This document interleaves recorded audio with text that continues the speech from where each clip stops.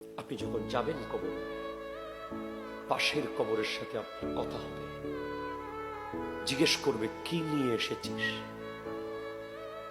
আপনি বলবেন দাদা বা নানা বা দাদার দাদা, এই তো 500 রাকাত নামাজ এনেছি। আরে বোকা, 60 বছর সময় পেয়েছিলি, মাত্র 500 রাকাত? আমি তো 30 বছরে 1000 রাকাত এনেছি।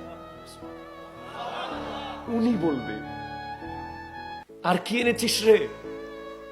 জিকির এনেছি 1000 খানেক। আরে বোকা, তুই 90 বছর টাইম পেয়েছিস, কেন তোদের বাড়ির মাহফিলে জিকিরে বসতি না?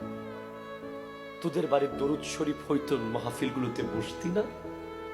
দাদা খেয়াল করি নাই, বসবো বসবো বলে বসি নাই, এদিক সেদিক ঘুরেছি। একবার জিকিরের কত মূল্য, শুধু একটা আল্লাহু, এই জিকিরটার কত মূল্য, কত কোটি টাকা দাম, এটা আপনি কবরে যাওয়ার আগে কোনোদিন বুঝবেন না,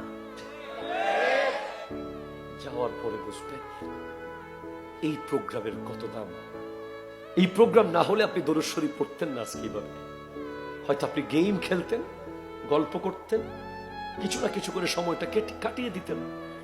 আপনি সুবহানাল্লাহ এতবার বলতেন না, আমি আপনাকে জোর করে বলাচ্ছি বলে, মোহাব্বত করে বলাচ্ছি বলছেন।